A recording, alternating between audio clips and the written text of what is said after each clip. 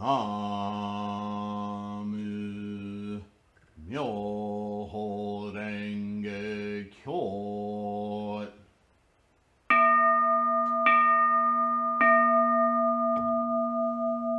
Namu Myoho Renge Kyo.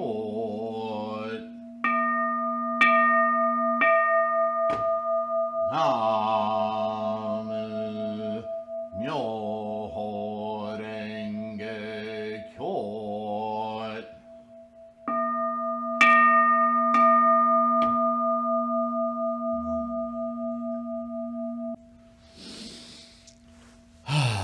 Namo Myoho Renge Kyo. Thank you for being here. It's so great to have you here. Appreciate your listening, watching, subscribing, liking if you liked it, comments if you didn't, let me know. And as usual, I hope that you're healthy and safe. We are going to continue today. Sorry if I have the sniffles. That's why I didn't put up anything yesterday. I've been trying to recover a little bit. Just it's the time of year, quite honestly, and so I get stuffed up and so forth. And so hopefully I'm intelligible. You can hear me, understand me. We're going to continue with the Onko Kikigaki. For a couple of reasons. I mean, I know I've talked about all this stuff before. There's hundreds of videos on this channel, and you can check out the playlists, as I'm fond of reminding you. There are playlists for all of Nichiren's Go shows, which we're also going to add to other translations, other sources of translation. So it's not done by any means, but there's some 300 videos or more there. So that would take quite a while to go through. There's also the Lotus lectures, which is the complete Threefold Lotus Sutra. And there's always new information. There's so much information out there to sift through. And as Shakyamuni Buddha required of us to study all of Buddhist scholarship so that each one of us, with our own particular understandings of the world, with our worldviews, we're all going to get the same insights through our own understandings. And not all of us have, even though we have a common language or languages, words are mutable. Words are very specific to our own particular understanding. And just because we use those words to talk to other people doesn't mean that their understanding of those words is the same. This is the opportunity, if you will, of Sangha. This is the importance of Sangha. Sangha being you and I studying together and with one another. We get to contrast and compare and attempt to communicate our insights, our elucidations, our impressions, our ideas about our study, our understanding of the world at large, of Buddhism. And we're all different. We may agree on many things, but we even agree through our own lenses and veils of understanding, right? So, how do you get to the one truth? Only by investigating all of it. And like rocks in a tumbler, rubbing each differences amongst ourselves, we polish ourselves into nice, shiny, polished stones, right? So, where did we leave off? The capital city. I forget which chapter that is of the Lotus Sutra, but it'll be interesting to hear what notes were taken during Nichiren's last couple of years before he passed away, and his conversation with his 6 senior disciples. Allegedly, that's what this document is from. This is the document collected notes on those lessons, orally transmitted, if you will, lessons from Nichiren by one of the 6 senior monks. This particular one is allegedly, because we don't have direct proof, but allegedly these are the notes taken by Niko with 1K, not the Niko with 2K, Byajere Ajari Niko. What's Byakuren Ajari Niko with the 2Ks? The Fuji school. This would be the Minobu school. So, let's see what he says. The capital city, Miyako, that is the original enlightenment of the 9th consciousness, is where the practitioner of the Lotus Sutra dwells. Interesting. I've not heard that particular association before. So, this capital city, I don't know that it's the capital city or the city that. What's the story in the Lotus Sutra? Not the fabled, magical. It's this distant city that the people are traveling toward. You remember that story? Anyway, let's move on. The 9th consciousness, obviously the Amala consciousness. I've never heard Nichiren speak so much about this 9th consciousness as I have in this document. Throughout all of his go-shows, there's not a lot of dissection of the actual consciousnesses. There's a lot of talk of the 10 worlds and the 3,000 realms and the 10 factors and the 5 factors, the skandhas, all of that. But the consciousnesses isn't much of a topic in the go-show, is it? So it's interesting that the repeated reference so far. The Supernatural Powers chapter reads, whether on the mountains, in the valleys, or on the wide plains, so on and so forth, this is the very place of enlightenment. So again, this is original enlightenment thought. That although we see in our samsaric mind everything as differentiated, distinct, the fact that everything is formed of the same energy, then enlightenment or Buddhahood is itself this innate energy, and everything is of that, manifest of that. So therefore, there's really no difference between enlightenment and everything we experience in samsara, other than our perception, the way or the world or everything, the universe, appears to us, and through our filters, our samsaric understanding. That's what makes all the difference.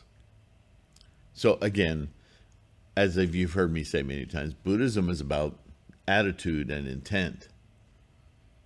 This is the role the mind plays. How we choose to view, experience, treat, and course among all of this stuff, including this stuff,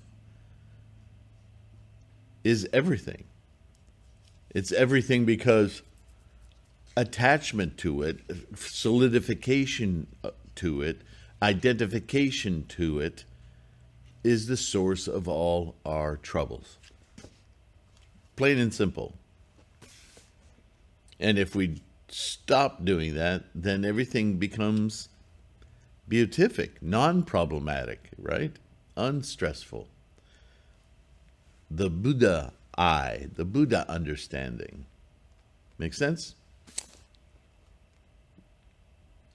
How can the place where the practitioner of the Lotus Sutra lives not be the place of enlightenment, where all Buddhas are born into the world, where they both obtain the way, where they turn the wheel of the Dharma, and where they enter nirvana? Mount Grahatkatu, or Kuta, wow, it's all consonants, Grad, I don't know, how do you say Grdhr as one sound? I guess you have to pause. Gradrakuta. That's how we'll say it. Our teacher said, Mount Gradrakuta is sacred Vulture Peak. Now, in the West, we're fond of calling it Eagle Peak, but a vulture is quite a regal bird. You may have subjective tastes of its appearance, but it is a massive bird. So that this peak, this mythical mountain, is referred to as Vulture Peak, to a Westerner that might be a little, questionable or repulsive even. So that's why Eagle Peak. But still, it's a great bird, right? Sacred indicates the mental dharmas of all Buddhas of the 3 time periods. Surely the Buddhas caused their mind to remain on this mountain. See, again, it's a question of perspective, right? Vulture is a bird. To the south of this mountain is a forest called Sitavana, where the dead are abandoned. The vultures seize and devour these corpses, and they dwell on this mountain. Thus it is called Sacred Vulture Peak. Interesting. So this is the first time I've heard of any dialogue going further or deeper in the ideology of a vulture as far as naming the place of enlightenment, right, or the perspective of enlightenment. It's interesting. It devours death. That's a pretty good analogy, isn't it? The meaning here is that the heart of the present Lotus Sutra is to expound that delusion and awaken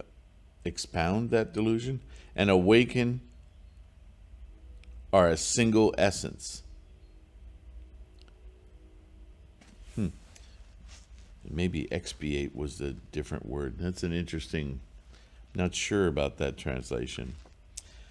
Is to expound that delusion or expel that delusion, and awaken a single essence. So again, the illusion or the allusion that both are of the same nature. The mental dharmas of all Buddhas of the 3 time periods corresponds to awakening. Vulture represents the realm of beast and corresponds to delusion. And the mountain indicates the middle way that is precisely the Dharma nature and that opens up the non-duality of delusion and awakening. Okay, you follow? So in the past, I've talked about the middle way being on the one side, this equanimity that all is this flowing kinetic momentum of energy taking various forms as the universe and everything within it. And on the other side, the distinguishing characteristics of every single form being where we get completely diluted into thingifying, right? And on the other hand, seeing the equanimity of everything just being this great video, movie. And we walk the middle path between being in samsara with all the identification and, on the other hand, realizing that it's all just life, the life force, differentiating aspects of all the various kinetics and momentums of energy and so on. Right?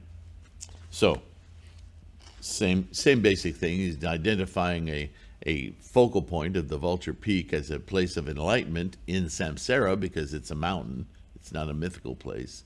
And that place of perspective affords us the middle path between down the mountain into all of the identified, distinguishing things versus our lofty position in the sky of unattachment and just pure experience of this samsaric plane. I'm watching my frames here. Okay.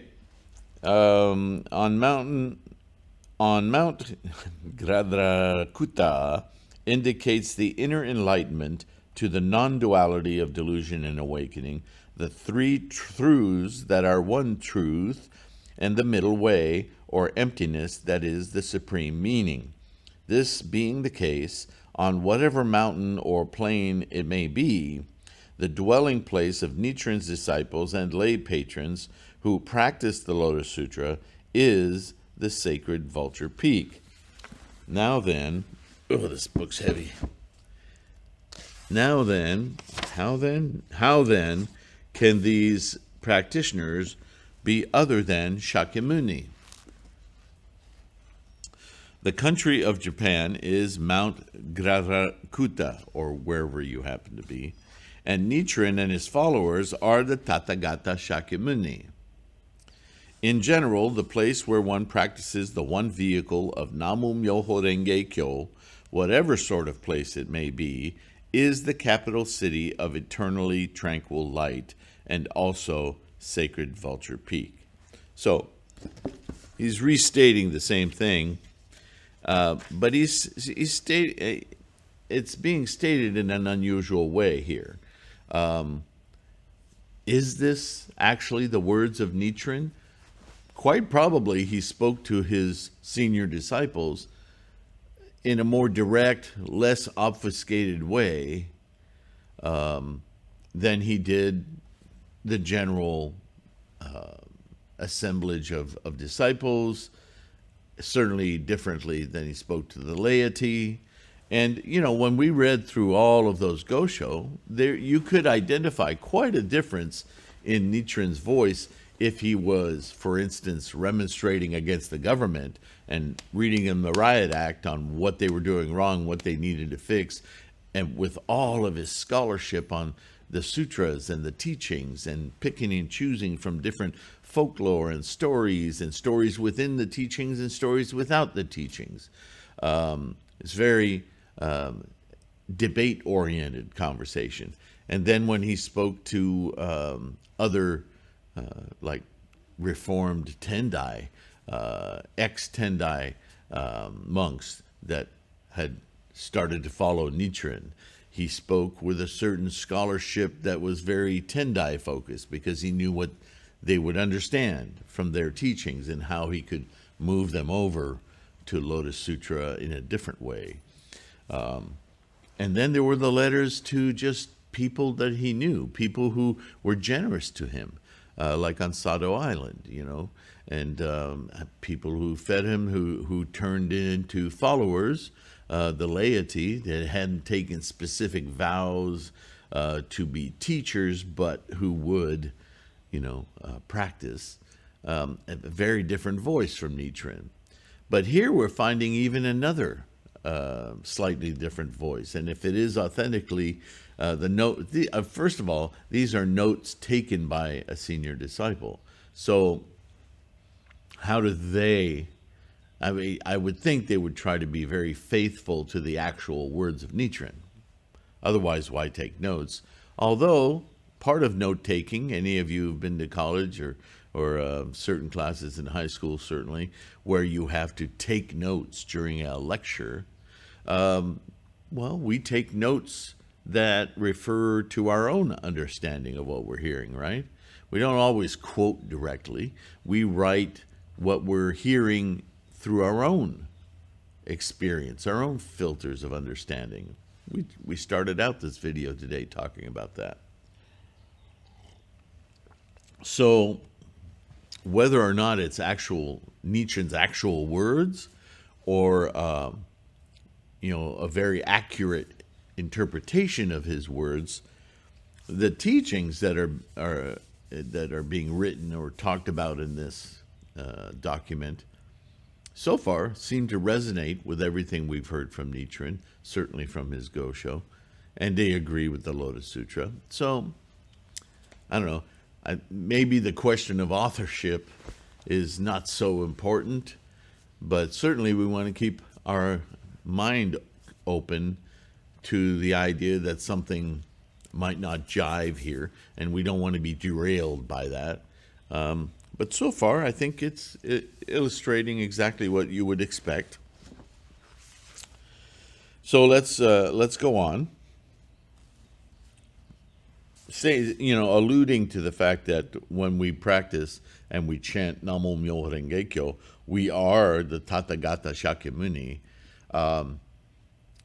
is a much more direct statement than we've heard in the past. But it is, in fact, what we are doing is invoking Buddha, and the first human instantiation of that Buddhahood is the founder of Buddhism, Shakyamuni. So we could label it such. It's not that we transform into another human, because again, implicit in that is the Tathagata Shakyamuni, the original Buddha. And again, this all tracks with original enlightenment doctrine. So that, as I said last time, the energy that formed the universe is the energy that's still moving and moving on and instantiating that we are manifest from. So we're still that original energy. If you study science at all, you'll come up against a term called conservation of energy. There's no new energy or lost energy. It just takes different forms. It's the same energy. And I think we lose that with all of the words. So to say that when we invoke our Buddha, we are essentially doing the same exact thing Shakyamuni did and tried to teach us, and especially in the Lotus, gave us the key. This is how I did it. This is how you do it. We all reach this same enlightenment, Buddha. That's a powerful thought. But it's also powerfully derailing if you start being in the world of attachments and identifying Shakyamuni as a specific person. It's tricky because Shakyamuni is a name for a specific person. The Shakya being of the Shakya clan, a very earthbound thing, birth, human, and Muni being the great sage, right? The great teacher, Shakyamuni. But what's important about Shakyamuni is that he manifested the Tathagata nature. And so that's what we're instantiating when we chant, Tathagata. So it's interesting that he identifies Shakyamuni here. This may just be Niko talking about the original enlightenment, the Buddha that is universal to all of us in all things. This Mount Grarakuta is the mountain of the defilements. Buddhas and Bodhisattvas represent the fruit of enlightenment. On the mountain of the defilements, all Buddhas of the three time periods of past, present, and future expound the Lotus Sutra. The Buddhas depend on the ground of the Dharma nature. The beings depend on the ground of ignorance. In light of the Fathoming the Lifespan chapter, this mountain is interpreted as the originally inherent sacred mountain, the inherent sacred mountain in this Saha world, and within it, the country of Japan. This is the subtlety of the Buddha's original land, Honkokudo Myo, which is precisely the Saha world as taught in the Lotus Sutra. It is the place wherein is established the great mandala never before known, expounded in the Fathoming the Lifespan chapter of the original teaching. Right, because the mandala is a representation of the treasure tower. The treasure tower is a story, several stories, encapsulating that enlightenment, our Buddha nature, is inherent in all this stuff of samsara. And that's a great summation of why Nichiren created this mandala that you see behind me. To indicate that the treasure tower is not some mystical place, but that you and me ourselves are the treasure tower. And this reflector that we have, this mirror mandala that we have, exists to reflect our Buddha nature within this samsaric stuffness of the body, the physical world, right? The Yuchi Lun states, in the eastern quarter is a small country. Within it are found only those whose inborn capacity is related to the great vehicle. Those whose inborn capacity is related to the great vehicle means those who are related to the Lotus Sutra. This means that they can attain Buddhahood with the seed of the Lotus Sutra, that is to say, by chanting Namo Myoho Renge Kyo. The small country indicates Japan. So Japan's used as a reference repeatedly here because that's who he's talking to. He's talking to the citizens of Japan, himself being one of them, and wants to explicitly explain to his disciples that this very life that we are all living is the land of enlightenment. Because it is here that we can instantiate our very fundamental consciousness, our energetic pre-formation understanding, perspective of equanimity with all things, the universe. The universe as here it is manifest in Japan. This duality, but observing it as a duality rather than a singular static thing. Does that make sense?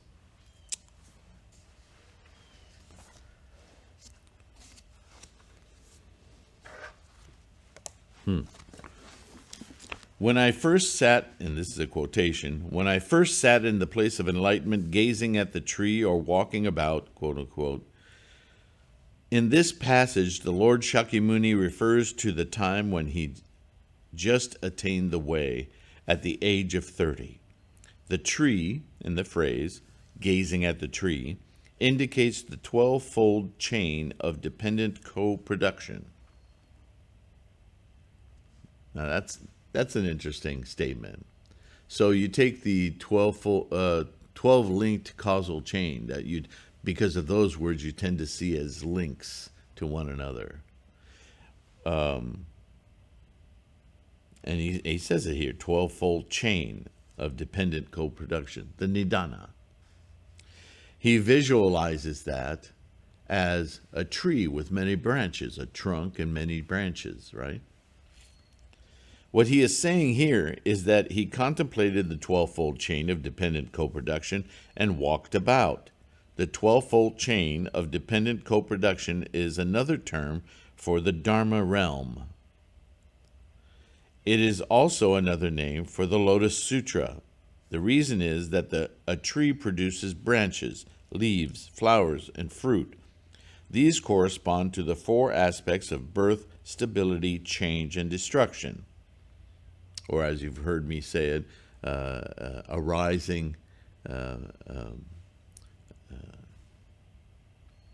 enduring, decay, and dissolution. Different words for the same thing. The great enlightened world-honored one contemplated how the beings undergo transmigration by the 12-fold chain of dependent co-production and walked about. This is what I've often termed in my charts that I've showed you in the past, the energy of formations.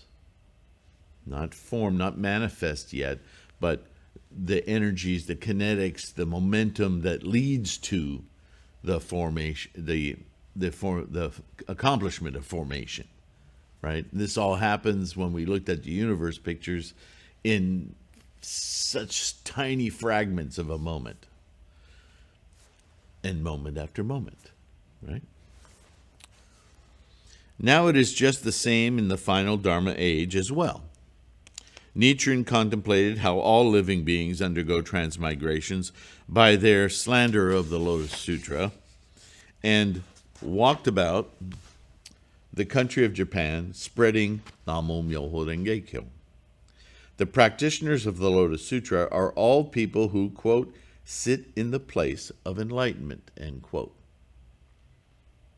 So he's using Shakyamuni's own words to identify not only the whole nature of Buddhism and enlightenment, but the way in which he himself and all of you and I course through this life, and how we all do the same thing, and therefore can do just as Shakyamuni did, or Nichiren, or any of his monks, enliven, alter our perspective to see the temporal nature of everything, to accept that everything is in a flow, and that we along with it.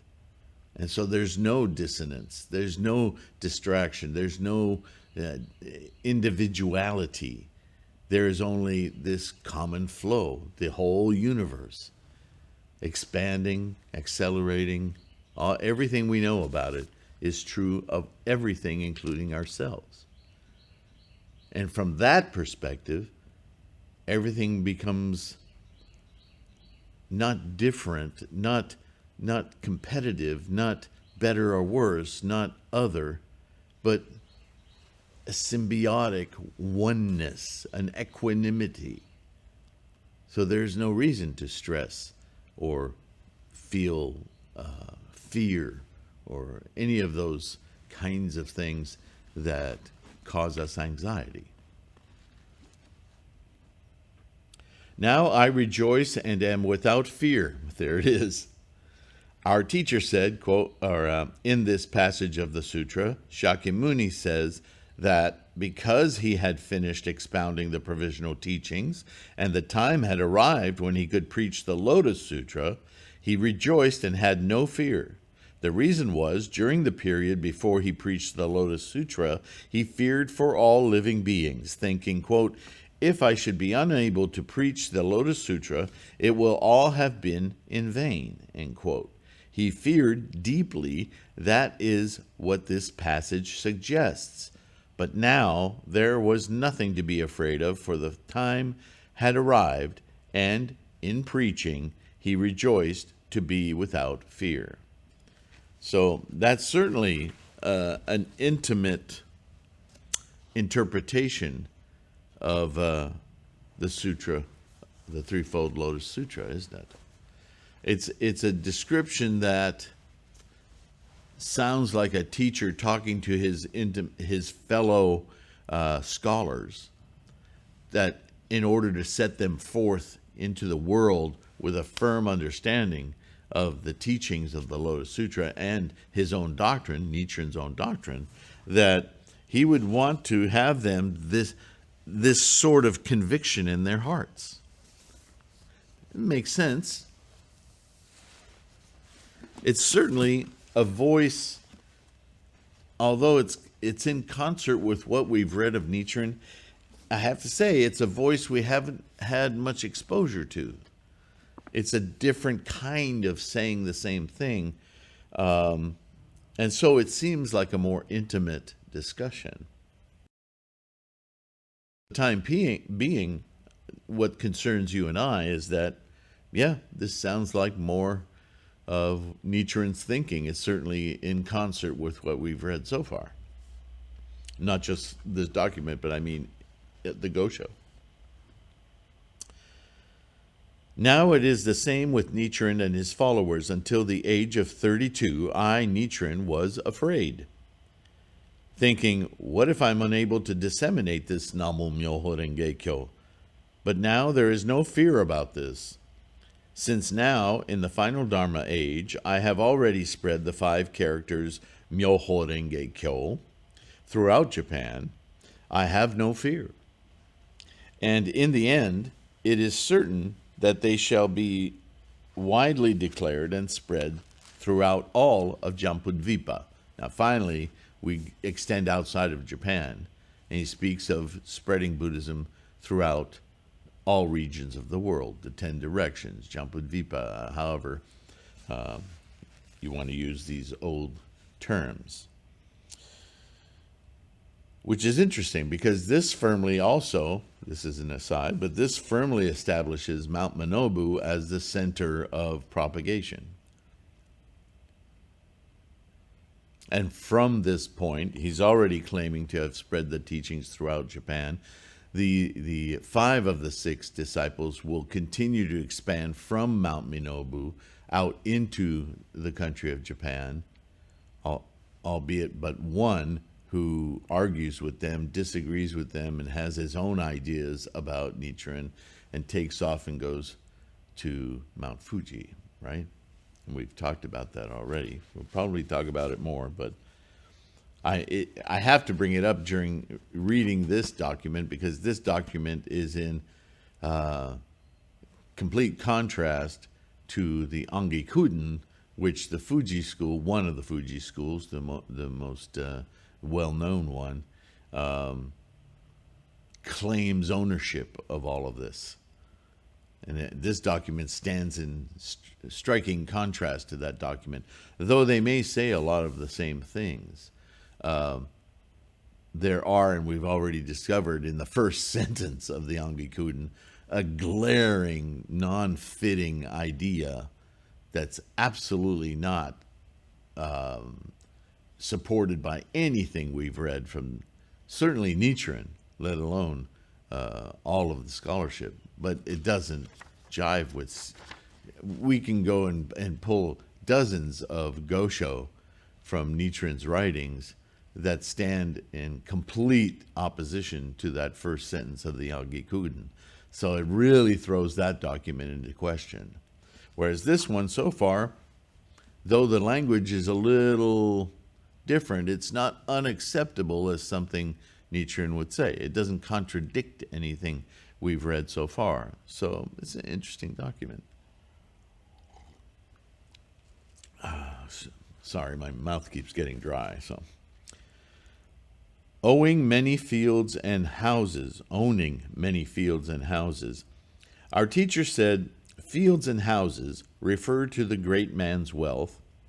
In final analysis, fields indicate life, and houses indicate the body. Chuan, 5 of the Wei Chu, interprets fields and houses as bodily life. Fields produce rice, and rice sustains life. A house shelters the body. It is a dwelling. There is no wealth apart from making one's body and one's life secure and peaceful. Interpreted in terms of doctrine, fields corresponds to meditation, and houses to wisdom. Interesting. Meditation is like the earth of the fields. Wisdom is like all dharmas. All dharmas arise from the earth of the field, that is our one mind. So this field, now, we're samsaric beings, so as soon as we start reading that, we think, yeah, my backyard, or my if you're a farmer, my fields. But that's not the field interpretation Nichiren is suggesting here. He's suggesting that the field is the planet, the universe, all physicality. And the house he compares to the mind, because this is the great perceiver of all this experience. So in a way, the mind houses, through experience, all of this physical reality. So it gets a little metaphysical here, right?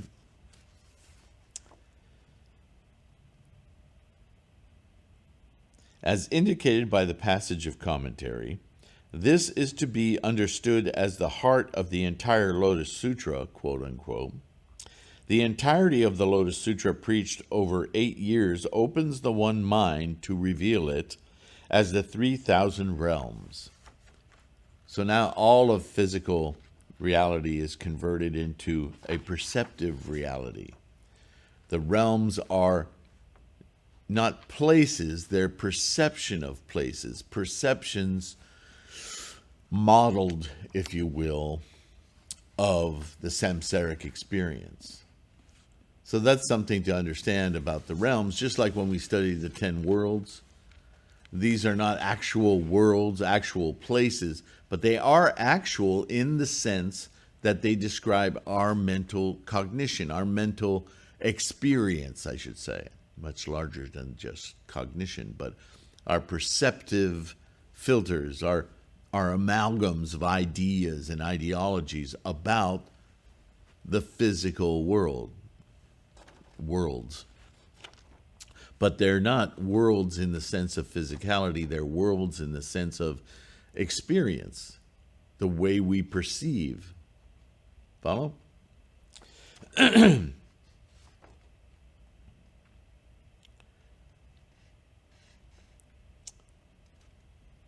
So the meaning here is that because fields represent meditation, so our consideration of the worlds, they correspond to the virtue of the wonderful, myo. And because houses represent wisdom, they correspond to the virtue of the dharma, ho. Fields and houses also represents the origin and trace teachings, and also calming and insight, shikan. With the fields and houses that are the origin and trace teachings, the Lord Shakyamuni aids all living beings. Now, he's jumping around to several different examples of the same thing, but it's interesting that he uses the character ho in this case to indicate the dharma. The dharma is one of those words that's difficult to describe because the default westernization or anglicizing of the word dharma is teaching. But that falls quite a bit short of what's implied by the dharma. The dharma is the experience of the knowledge. And the teaching only gets you part way there. You have to inculcate that teaching and make it open your mind so that you manifest wisdom, knowledge, knowing, perception. Right? That makes sense? So, and how do we attain that wisdom? By meditation. Active meditation, in our case, chanting Namo Myoho Renge Kyo. And we talked on this a little bit when I did a video several weeks ago on Na and Mu, Na Mu, and why those two characters individually are important to our Daimoku, right?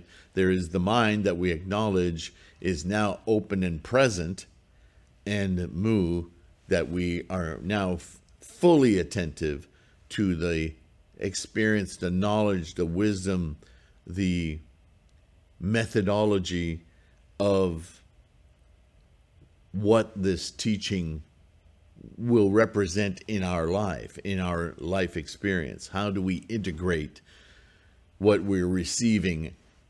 Just like when we chant and we use this mandala, we're requiring of our own samsaric mind to open to the potential of a greater understanding of what we think we know, and that is why we get Buddha wisdom that goes beyond simply knowing, simply acknowledging, but transcending that into true wisdom of the nature of all phenomena. It's a bit of a word soup, but it's important that we try to locate what we're doing when we chant Namo Myoho Renge Kyo outside of the normal terminologies we use in samsara, because it's inadequate. Follow? Fields and houses also indicate the body and mind of us living beings. When we encounter the Lotus Sutra and chant Namo Myoho Renge Kyo, we experience that the worldly passions are precisely enlightenment, and that birth and death are precisely nirvana. In other words, you can look at each moment after moment, birth, death, birth, death, birth, death, birth, death, as coming to being, arising, and then decaying and dissolving like a physical process.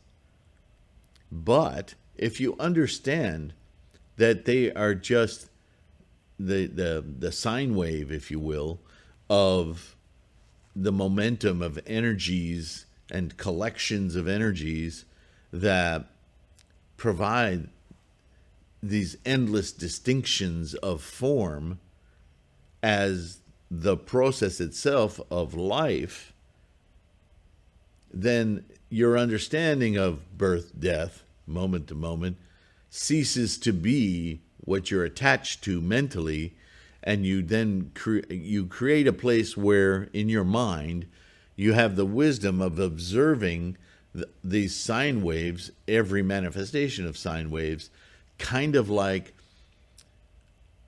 the ripples on an ocean, if you will, as the massive surface and contents, that's my dog, of the ocean, rather than focusing in on every single atom of hydrogen and oxygen in the ocean. Do you see how different that is? Our earthly samsaric perception is kind of like inventorying every single molecule and atom and particle in the vast ocean, and then finally sort of mentally getting out of that and peering at the mass of it as this great, huge function of all of those atoms and so forth, is a far different perspective about the nature of ocean. While you're in the ocean, admired in all of the detail, you really can't appreciate the largesse of what it is that you're dissecting and connecting to. But by rising out of that ocean of attachment, right, distinctions, we can then perceive the whole as a truly amazing force, entity, experience, that kind of way.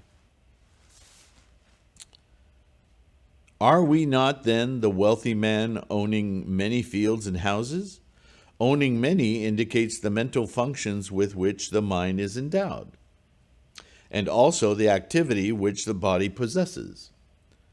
And this being the case, the phrase owning many fields and houses indicates the doctrine of the one mind that is the 3,000 realms.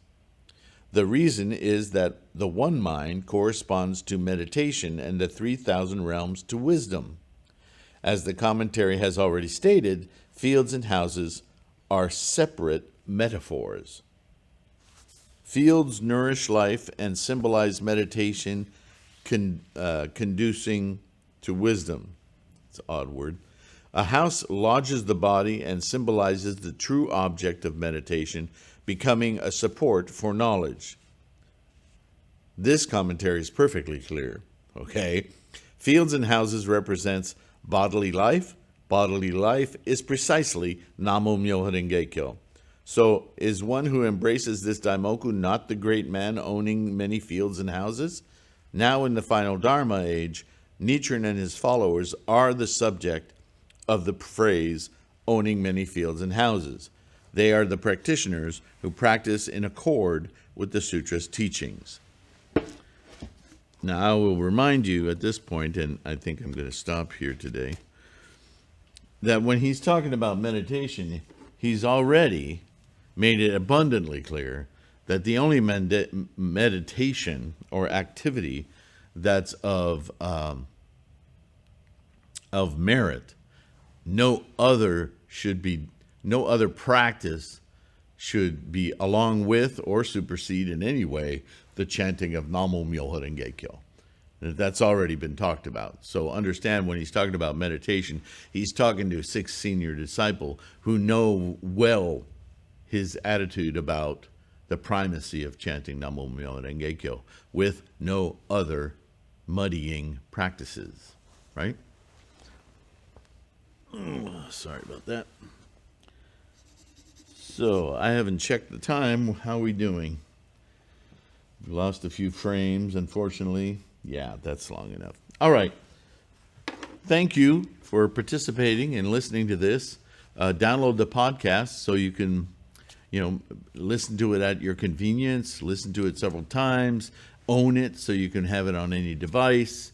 Certainly, I appreciate your watching this video. A lot of you, I noticed by the timestamps, don't watch all the way to the end.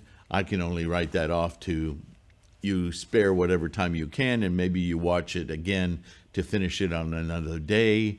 I just appreciate your participation greatly. And those of you who are supporting this channel, you're helping all of us, so thank you so much.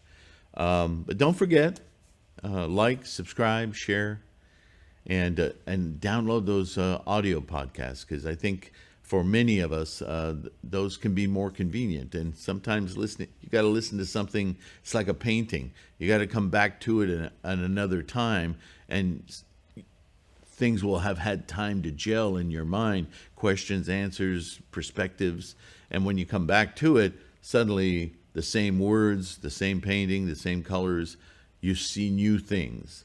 And all our practice is about getting those insights that affirm and lead us and maintain us in our Buddha, our Buddha-ness, right?